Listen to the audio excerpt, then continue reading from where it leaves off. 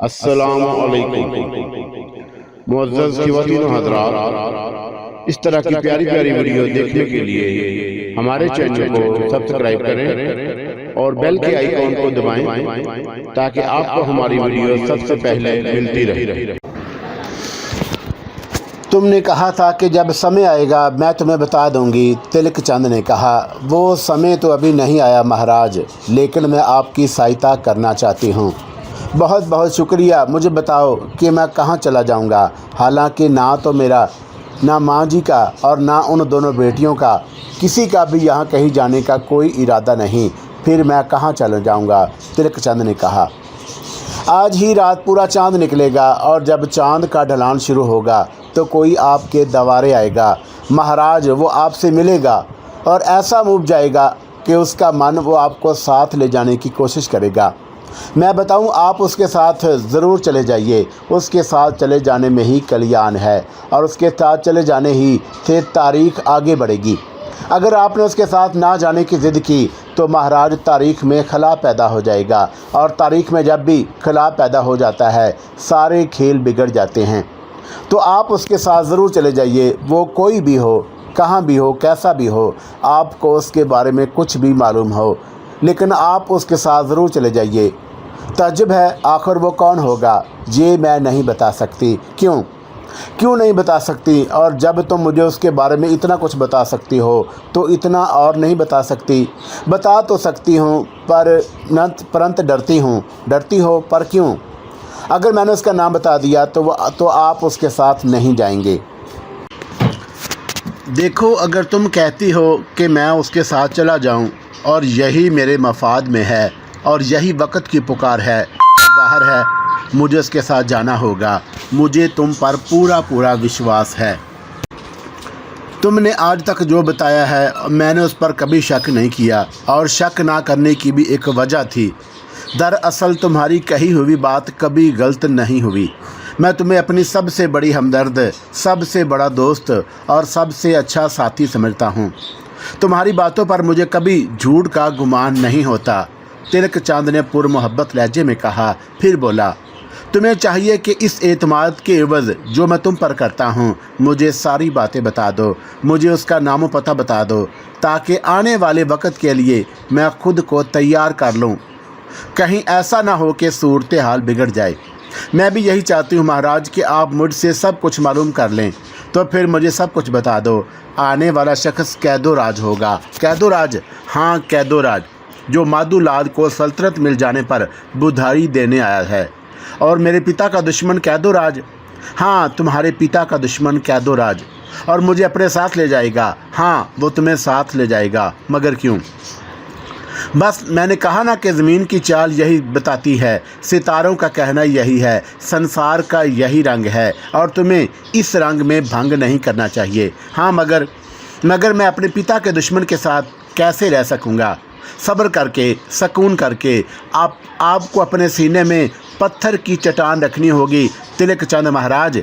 और फिर कैदोराज ने तो सिर्फ ये सोचा था कि वो आपके पिता पर हमला कर देगा और आपके पिता की राजधानी पर कब्ज़ा करना चाहता था, लेकिन आपके सके चचा ने आपके साथ क्या सलूक किया?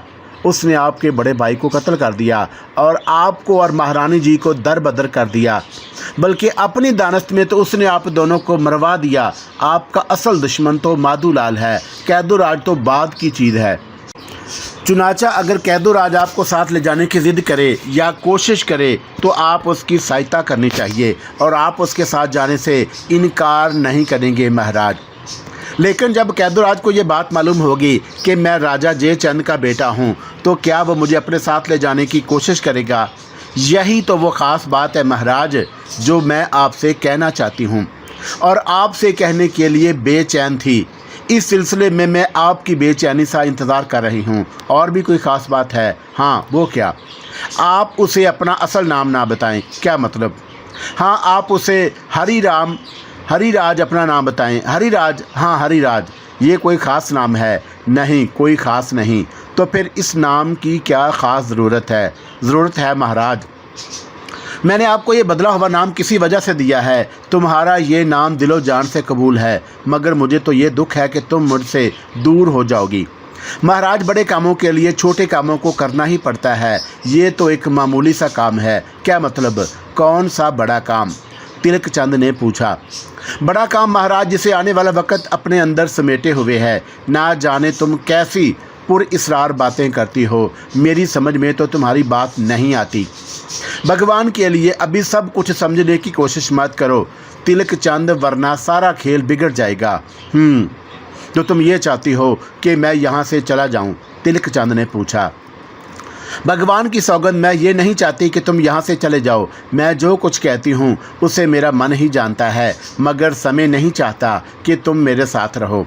और तिलक चंद, मैं समय से लड़ नहीं सकती। अगर मैं लड़ सकती तो ना जाने क्या होता। बस अभी इसके बारे में कुछ ना बताऊंगी। अच्छा ठीक है, तो इसका मकसद है कि मुझे अपना नाम उसे हरिराज बताना चाहिए। हाँ, कब आएगा वो? जब चांद उतरना शुरू होगा। ताज्जुब की बात है, तुम्हें ये सारी बातें पहले से मालूम हो जाती हैं। क्या तुम ये नहीं बता सकती कि तुम दोबारा मुझे कब मिलोगी? तिलक चंद ने बेकरारी से पूछा। जल्द मिलोगी, अवश्य मिलूंगी, और ऐसे ही मिलूंगी कि तुम्हें मेरा चेहरा देखने की ताकत भी हासिल होगी। मगर कब? अभी नहीं, फिर कब? समय नहीं बता सकती तिलक चंद। फिर वही बात जो पहले कहती रही हो। मैं मजबूर हूँ तिलक, मजबूर हूँ। सिसकियाँ सुनाई देने लगी और तिलक चंद भी उदास हो गया। वाकई वो परेशान हो गया था। वो काफ़ी देर तक सिसकियाँ लेती रही, फिर पसमुर्दा लहजे में बोली, आप भी उदास हो गए ना महाराज? हाँ, क्यों महाराज? तुमसे जुदाई का तसव्वुर मुझे उदास कर रहा है। मैंने कहा ना कि यह ज़रूरी है। अगर ज़रूरी ना होता तो मैं तुम्हें कभी भी आपसे ये बात ना कहती। ठीक है, जो तुम कह रही हो वही करूँगा, लेकिन अब ना जाने भाग मुझे क्या क्या दिखाने वाला है। जो कुछ होगा बुरा ना होगा महाराज, बिल्कुल बुरा ना होगा। आप चिंता ना करें। ठीक है, तिलक चंद ने कहा, और फिर देर तक वो दोनों मुख्तलिफ बातें करते रहे। और फिर उसके बाद उसने तिलक चंद से जाने के लिए कहा, और तिलक चंद आंखों में आंसू समेटे अपनी झोंपड़ी में आ गया। वो बेहद गमज़दा था। राजा कैदोराज की तीसरी आवाज़ पर मांझी जाग उठा और वीरान सा बाहर निकल आया।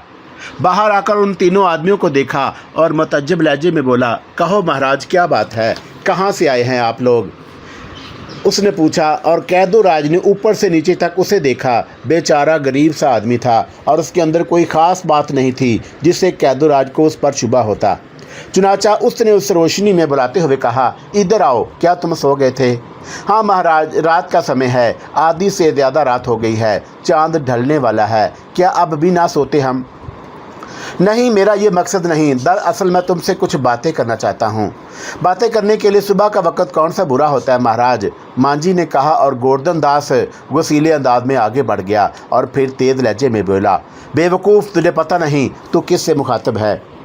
कौन है महाराज? ये कौन है? और मांझी ने फ़ौरन खौफजदा लहजे में पूछा। राजा कैदोराज, तुम्हारे राजा माधुलाल का दोस्त और मेहमान वापस जा रहे थे कि उनका दिल चाहा कि सैर की जाए। चुनाचा दरिया की सैर को निकल आए और तुम्हारी इज्जत है कि वो तुम्हारी झोंपड़ी में पहुँचे और तुम उनसे ऐसी बातें कर रहे हो। गोवर्धन दास ने कहा, क्षमा चाहता हूँ महाराज, क्षमा चाहता हूँ। नींद से उठकर आया हूँ ना, इसलिए दिमाग काबू में नहीं है। मांझी बेचारा कैदोराज के कदमों में गिर गया। कैदोराज ने झुककर मांझी के शाने पर थपकी दी और बोला, ठीक है, तुम सोते से उठकर आए हो, लेकिन मैंने तुम्हारी किसी बात का बुरा नहीं माना। लेकिन अब दिमाग को काबू करके मुझे ठीक ठीक जवाब दो। हम तैयार हैं महाराज, बड़ी भूल हो गई हमसे। मांझी अब संभल गया था। राजाओं का क्या है, ज़रा सा गुस्सा आ जाए तो गर्दन पैरों में पड़ी होती है। ये टापू क्या कहलाता है? कुछ नहीं महाराज, बस टापू ही कहलाता है। मेरा मतलब है कि ये किसकी राजधानी में शामिल है? ये तो नहीं मालूम सरकार, परंतु पर कुछ ऐसे माधुलाल ही की राजधानी है। हाँ, ये तो मुझे मालूम है, लेकिन कभी इसका जिक्र नहीं सुना हमने, कैदोराज ने कहा। बस महाराज, मांझी बेचारा ये क्या जाने, बूढ़े ने कहा। हूँ, और इस जजीरे में एक समाधि भी है। हाँ महाराज, किसकी समाधि है? ये तो शायद पूरी राजधानी और कुर्बो जवार के किसी शख्स को भी मालूम ना होगा। क्या मतलब?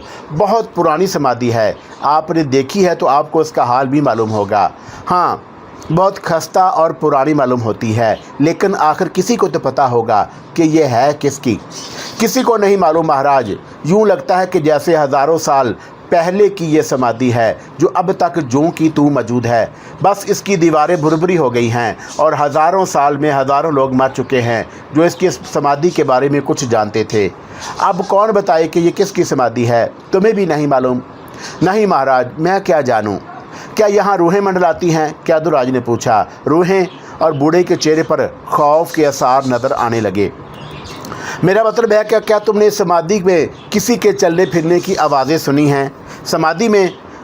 बस महाराज, कभी कभी हमारे बच्चे जाते हैं और हमने तो कहीं किसी की आवाज़ नहीं सुनी, मांझी ने जवाब दिया। और कैदुराज समझ गया कि जो जाप उसने सुनी थी वो बूढ़े मांझी ने नहीं सुनी, या ये भी हो सकता है कि मांझी कभी समाधि में गया ही ना हो।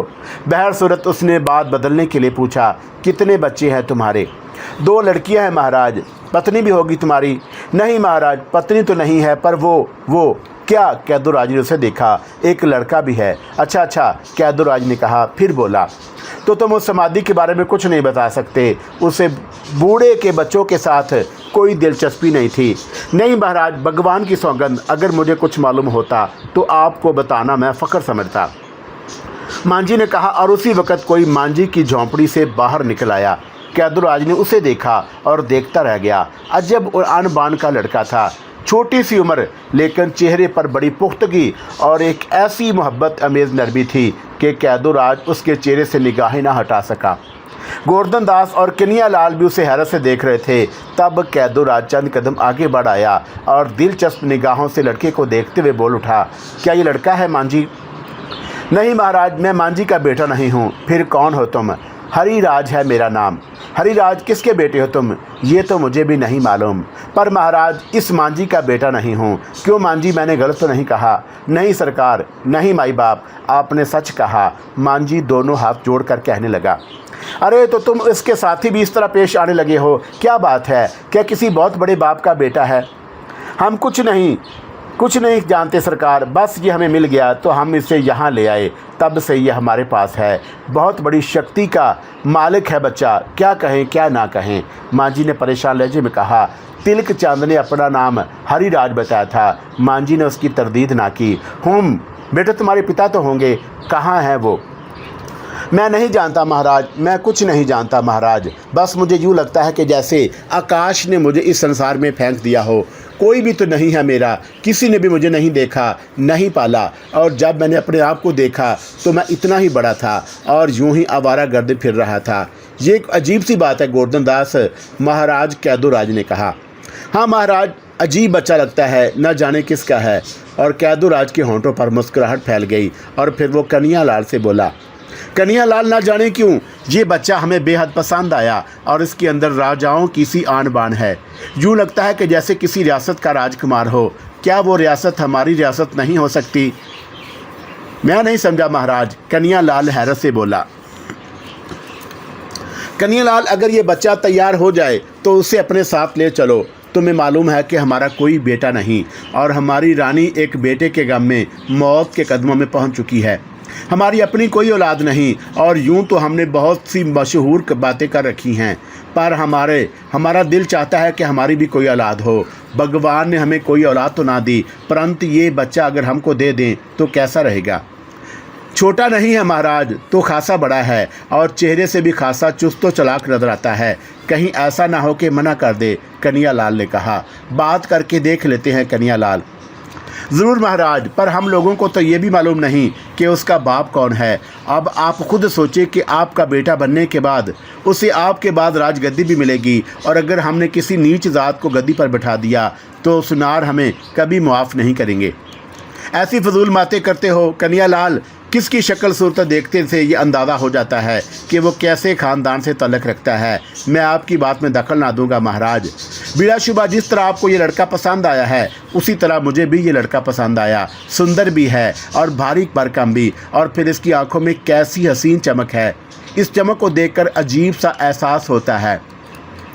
यही मैंने तुमसे कहने वाला था कन्हैया लाल, अगर ये काम हो जाए तो हमें बड़ी खुशी होगी। मुमकिन है कि भगवान ने हमें इस काम के लिए यहाँ भेजा हो, वरना दरिया के किनारे वो कश्ती हमें कैसे मिलती और हम यहाँ तक कैसे पहुँचते।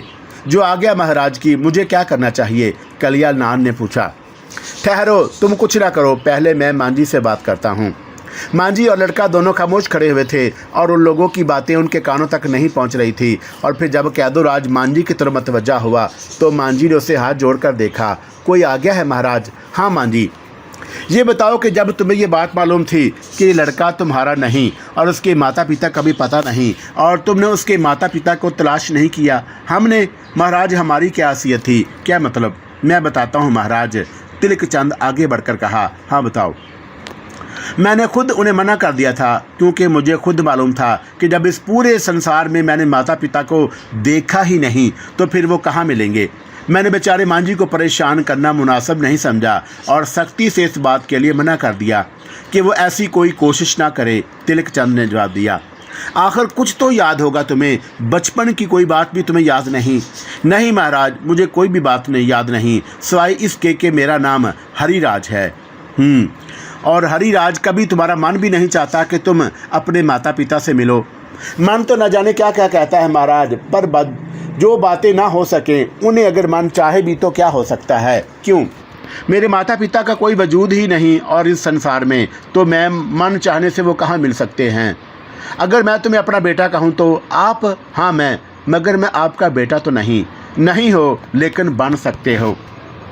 क्या माता पिता और बेटे बन भी सकते हैं? हाँ, क्यों नहीं। संसार में रिश्तों की एक टूट जंजीर है जिसने कहाँ से कहाँ तक चली गई है। लाखों कड़ियाँ हैं और उसमें भी कभी जंजीर टूट जाए, कड़ियाँ बिखर जाएं, तो कौन कह सकता है कि कौन सी कड़ी कहाँ पड़ी हुई है।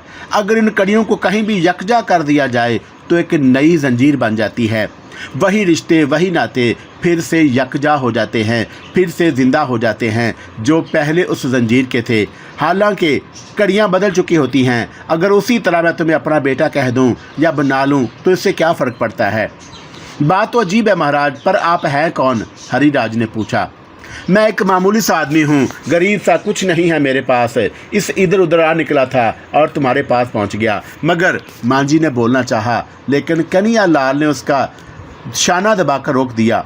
जो कुछ कहा जा रहा है उसे खामोशी से सुनो, दरमियान में दखल मत दो। मांझी बेचारा शायद ये कहना चाह रहा था कि अभी अभी तो उन्होंने कहा था कि वो कैदोराज हैं और अब वो इनकार कर रहे हैं। लेकिन शाना दबाने से वो खामोश हो गया और उन दोनों की शक्लें देखने लगे। ठीक है महाराज, मुझे मालूम होने पर कोई एतराज़ नहीं, लेकिन आप ये बताएं, क्या आपको मेरी वजह से परेशानी नहीं होगी? तिलक चंद ने कहा। नहीं, अगर परेशानी हुई भी तो तुमसे ये फरमाइश ही क्यों करता? कैदोराज ने कहा। बाबा आप क्या कहते हैं? तिलक चंद ने मांझी से पूछा। मैं क्या कहूँ बेटा, तुम पर मेरा क्या अधिकार है? मेहमान की हैसियत से आए थे, चले जाओगे तो यूँ लगेगा जैसे मेहमान आया और चला गया। तुम्हारा ठिकाना तो कहीं और ही है। मांझी की झोंपड़ी तुम्हारे किस काम की? मांझी ने कहा और तिलक चंद गर्दन हिलाने लगा और फिर उसने कैदोराज की तरफ देखकर कहा, अगर आप मुझे इतना प्रेम से बेटा कहने को तैयार हैं तो मैं भी आपको पिता समान समझूंगा, मुझे भी कोई एतराज़ नहीं। और कैदोराज ने आगे बढ़कर उसे सीने से लगा लिया। हाँ, आज से हम तुम्हारे पिता समान हैं। फिर कन्हैया लाल और गोवर्धन दास की तरफ देखकर बोला, देखा, हम ना कहते थे ये कश्ती कोई ख़ास हैसियत रखती है, वरना इसका यहाँ मौजूद होना क्या हैसियत रखता था। अब तुम यूँ करो कि तुम्हारे पास जितना मालो दौलत है वो मांझी को दे दो। कैदोराज बेपनाह खुश था और उसके दिल में उस लड़के के लिए बेहद मोहब्बत पैदा हो गई थी और वो दिल ही दिल में उसके बारे में ना जाने क्या क्या फैसले कर चुका था। कन्हैया लाल और गोवर्धन ने मांझी को अपने पास मौजूद तमाम दौलत दे दी और मांझी बेचारा फरते हैरत से दंग रह गया। वो सोच भी नहीं सकता था कि ये लड़का उसके दिन यूं भी फेर सकता है। रानी शरदा अपनी ज़िंदगी के दिन काट रही थी। अगर दर्शना उसके साथ गारों में ना होती तो ना जाने उसकी क्या कैफियत होती। लेकिन दर्शना इतनी प्यारी, इतनी मनमोहनी लड़की थी कि उसने रानी शरदा को अपनी बातें सुना सुनाकर उसके दिल में घर कर लिया था। रानी शरदा दर्शना को बेहद चाहने लगी थी। कभी कभी ऐसा होता कि उसका दिल तिलक चंद की याद से तड़प जाता और वो आंसू बहा लेती। लेकिन आम तौर से रानी शरदा उस वक़्त तिलक चंद को याद करती थी जब दर्शना उसके पास नहीं होती। अगर दर्शना कभी उन आंखों में आंसू देख लेती तो बुरी तरह बेचैन हो जाती थी और इस वक्त तक सुकून से ना बैठती थी जब तक रानी शरदा से उन आंसुओं की वजह ना पूछ लेती। जब राल सरदा महसूस कर लेती कि दर्शना ने रोने का सबब पूछे बगैर ना टलेगी तो उस वक़्त वो बताती कि उसे कोई याद आ रहा है। आखिर वो कौन है और तुम उसके बारे में मुझे कब बताओगी माता जी? दर्शना कहने लगी कि वो भी तेरी तरह का था दर्शना, और ना जाने भगवान ने हमारे परिवार को इस तरह क्यों उजाड़ दिया। मेरी तरह? दर्शना ने तअज्जुब से पूछा। हाँ तेरी तरह, मगर माता जी मैं तो लड़की हूँ। वो लड़का था दर्शना, पर बहुत ही प्यारा था। रानी शारदा अपनी सिसकती रोकते हुए बोली। मतबादल कौन था माता जी? बेटा था मेरा। राम राम राम, तुम्हारा बेटा? तो तुम अब अकेली क्यों हो? वो कहाँ गया? वो दर्शना, वो बेचारा न जाने कहाँ होगा। कोई नहीं जानता कि वो कहाँ है, पर मुझे विश्वास है कि वो जहाँ भी होगा जिंदा सलामत होगा। भगवान उसे ठीक रखेगा, उसकी रक्षा करेगा। अगर वो तुम्हारा बेटा है तो फिर तुम्हारे पास क्यों नहीं आ जाता माता जी? दर्शना ने पूछा। छोटी सी लड़की उस अक़दे को हल करना चाह रही थी कि माता और बेटा अलग अलग क्यों हैं। रानी शारदा की आंखों से आंसू बहते रहे और वो अपने उन आंसुओं को अपनी ओढ़नी से साफ करती रही। फिर बोली, बहुत सी घटनाएं हैं हमारे रास्ते में बेटी, इतनी घटनाएं हैं कि हम उन्हें दूर नहीं कर सकते। वो भी मजबूर है, मैं भी मजबूर हूँ, रानी शारदा ने कहा। मगर मैं तो मजबूर नहीं हूँ माता जी। मुझे बताओ कि वो कहाँ है? तुझे? हाँ मुझे। क्यों, तुम मुझे क्या समझती हो माता जी? तू तो खुद एक नन्ही सी कोमल है बेटी, और क्या है? रानी शारदा ने प्यार से कहा। वो तो सब ठीक है, लेकिन तुम्हें पता नहीं कि मैं कैसी हूँ। मैं उसे खोज लगाऊंगी, तो मुझे उसका पता बताओ। काश कि मुझे उसका पता मालूम होता। क्या मतलब? और मुझे उसका पता नहीं मालूम बेटी। कैसी माता हो तुम? तुम्हें अपने बेटे का पता तक नहीं मालूम? हाँ, मैं ऐसी ही अबागन माँ हूँ, शारदा ने दर्द भरी आवाज़ में कहा, और दर्शना खामोशी से उसकी सूरत देखती रही।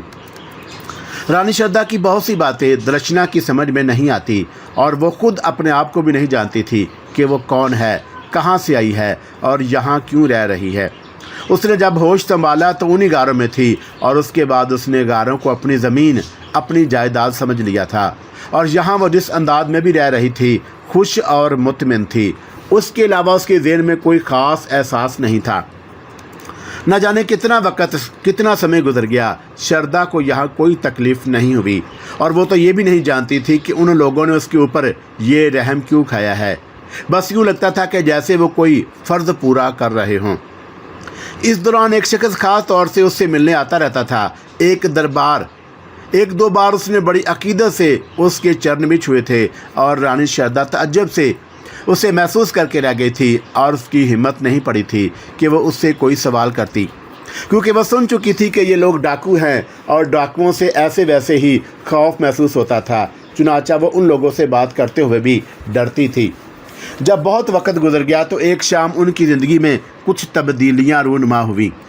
रानी शारदा को तो नज़र नहीं आता था, बस दर्शना ही उसकी आंखों का काम देती थी और उसे सारी बातें बताती रहती।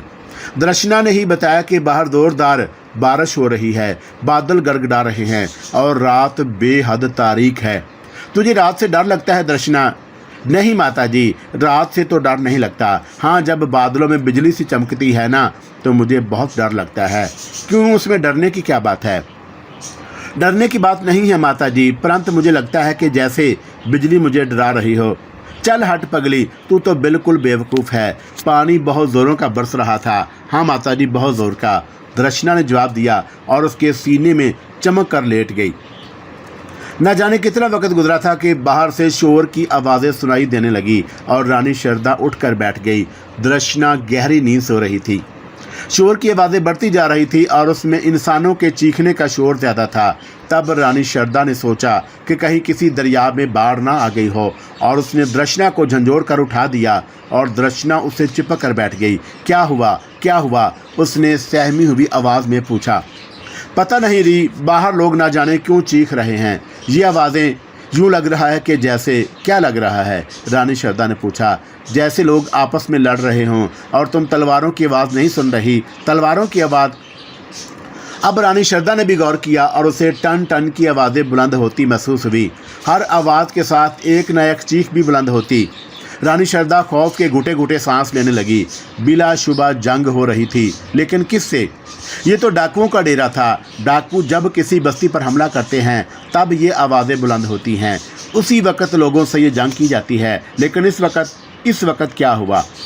डाकू चीख रहे थे और दूर कर्ब की मिलीजुली दर्द से आवाज़ें बुलंद हो रही थी। दूसरे लोगों की आवाज़ें भी उनमें शामिल थीं। न जाने कौन लोग थे जिन्होंने डाकुओं पर हमला कर दिया था। फिर दौड़ते हुए कदमों की आवाज़ें सुनाई दी और कोई यहाँ भी घुस आया जहाँ ये दोनों थीं। यहाँ भी है, और किसी ने भारी आवाज़ में कहा और बेशुमार लोग रानी शारदा की जानब दौड़ पड़े। दुर्दशना शारदा से चिमट गई थी। कौन है ये लोग? मालूम नहीं माता जी, ना जाने कौन है ये, दुर्दशना ने सहमे हुए लहजे में कहा। आने वाले उसके नज़दीक पहुंचकर रुक गए थे। अरे ये तो एक औरत है और एक बच्ची है, किसी ने कहा। कौन लोग हैं ये? एक भारी आवाज़ सुनाई दी। पता नहीं महाराज, देख लें, आप खुद देख लें, दूसरी आवाज़ ने कहा और कोई उनके करीब आकर रुक गया। मशाल की रोशनी दोनों पर पड़ी। रानी शारदा बेचारी तो महसूस भी न कर सकती थी, लेकिन दुर्दशना ने मुँह छिपा लिया। कौन हो तुम लोग माँ जी? और इस बार पूछने वाले की आवाज़ नरम थी। मैं, शारदा ने घुटी घुटी आवाज़ में कहा। डरो नहीं, हम लोग तुम्हारे दुश्मन नहीं हैं, हम राजा पूरन के सिपाही हैं। राजा पूरन के सिपा सलार धर्माधर ने डाकुओं पर हमला किया है और उससे सारे डाकू मार दिए गए हैं। हमने डाकुओं के सरदार को भी कत्ल कर दिया। कम बख्तों ने तबाही मचा रखी थी। हमने इस सारे इलाके को कमीने लोगों से साफ कर दिया है। तुम बताओ कि तुम कौन हो? और रानी शारदा कुछ कहते कहते रुक गई और वो डरी हुई तो होती ही थी, लेकिन बेवकूफ़ नहीं थी। मैं शारदा हूँ। वो तो ठीक है, लेकिन क्या तुम इन डाकुओं के रिश्तेदार हो? क्या डाकू तुम्हें भी कहीं से उठा कर लाए हैं? उसी नर्म आवाज़ ने पूछा। और रानी शारदा मौके की नज़ाकत महसूस करने लगी। और अगर वो ये कह देती कि डाकुओं से उसका भी कोई नाता है तो ये लोग यकीनन उसे मार डालेंगे। और दुर्दशना को भी चुनाचा मजलूम बनना मुनासिब था और उसने गर्दन झुकाई और सिसकियाँ लेने लगी। माँ जी, रोने की ज़रूरत नहीं, अब तुम्हें कोई चिंता नहीं होनी चाहिए। हमें बताओ कि तुम कौन हो? मैं एक बेसहारा औरत हूँ, बेवा थी, कई बच्चे थे, लेकिन पता नहीं अब वो गरीब कहाँ होंगे। मैं अंधी हूँ, डाकू मुझे यहाँ उठा लाए थे। ये बच्ची कौन है तुम्हारे साथ? मेरी बेटी है, शारदा ने जवाब दिया। और उसका अहवाल पूछने वालों ने उसे एक बार फिर तसल्ली दी और कहा, चलो हमारे साथ चलो, हम तुम्हें धर्माधर महाराज के पास ले चलते हैं और वो तुम्हारे साथ अन्याय करेंगे। रानी शारदा खामोशी से उठ गई और उसे अब ये अंदाज़ा हो चुका था कि डाकू मर चुके हैं और अब इन गारों में नहीं रहा जा सकता। तन्हा यहाँ ज़िंदगी गुजारने का तो सवाल ही पैदा नहीं होता था। चुनाचा उसने दुर्दशना का हाथ पकड़ा और उस शख्स के साथ बाहर निकल आई। उस शख्स ने शारदा का बाजू पकड़ लिया। चंद साथ के बाद शायद उसे धर्माधर के सामने पेश कर दिया गया। ये कवि हिकल और किस कदर तंद खूसा इंसान था। कौन है ये? उसने भारी आवाज़ में पूछा। उन्हीं डाकुओं का शिकार एक औरत है महाराज, लाने वाले ने उसे जवाब दिया। ओहो, तुम्हें यकीन है? हाँ महाराज, आप खुद भी अंदाज़ा लगा लें, क्या चाहती है? ये क्या चाहेगी महाराज? ये बेचारी तो अंधी है और इसके साथ कौन है? इसकी बेटी है महाराज। इन गारों में इसका क्या होगा और हम इसे पूरे महाराज के सामने पेश कर देंगे। धर्माधर ने जवाब दिया और सिपाहियों ने रानी शारदा को अपने साथ ले लिया और वापसी में एक रथ में लाया गया था। बारिश हो रही थी और हल्की हल्की फव्वारें रथ के पर्दों से अंदर आ जाती थी। रानी शारदा बिल्कुल खामोश थी। तकदीर के उस उल्ट फेर के बारे में वो कुछ भी नहीं कह सकती थी। ना जाने क्या हो रहा था, ना जाने भागों में और क्या लिखा था। उसने खामोशी से सब कुछ बर्दाश्त करने का फैसला कर लिया। रात उसे लेकर चलता रहा। तवील सफ़र तय करना पड़ा था, लेकिन सफ़र के दौरान सिपाहियों ने उसका खास ख्याल रखा। वही आवाज़ जिसने उसे पहली बार मुखातब किया था बड़ी नरम और मेहरबान मालूम हुई थी।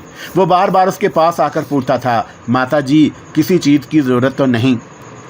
और वो बड़े प्यार से उसे जवाब देती, नहीं बेटे, तू चिंता मत कर, सब कुछ मौजूद है, भगवान तुझे सुखी रखे। यहाँ तक कि वो लोग किसी बस्ती या शहर में दाखिल हो गए। एक जगह पहुंचकर रथ रुक गया और चंद साथ के बाद रानी शारदा को रथ से नीचे उतरने के लिए कहा गया। दुर्दशना अब भी उसके साथ साथ थी और खामोश बैठी हुई थी। कैसी जगह है ये? शारदा ने आहिस्तगा से दुर्दशना की तरफ झुककर पूछा। महल है माताजी, महल है, बहुत बड़ा महल, शायद किसी राजा का महल होगा। दुर्दशना ने जवाब दिया, हाँ, उसने किसी राजा पूरन का नाम लिया था। उसका महल मालूम होता है माँ जी, चारों तरफ सिपाही फिर रहे हैं और बड़ी बड़ी खूबसूरत चीज़ें हैं यहाँ। फिर किसी ने रानी शारदा का बाजू पकड़ा और उन्हें अंदर ले जाया गया। अंदर जाकर उसे एक कमरे में छोड़ दिया गया और कहा गया, यहाँ रुको माँ जी, आराम के लिए अच्छी जगह है, कल सुबह तुम्हें राजा पूरन के सामने पेश कर दिया जाएगा। जैसे तुम्हारी मर्जी भैया, रानी ने जवाब दिया। दर्शना यहाँ भी उसके साथ चिमटी हुई थी और बिला शुबा वो उसकी आंखें बन गई थी। दर्शना ने रानी शारदा को उसके कमरे में बताया और उस आरामदा पलंग के बारे में बताया जिस पर लेटकर बहुत सुकून से नींद आ सकती थी, और रानी शारदा बैठ गई। उसने गहरी सांस ली थी।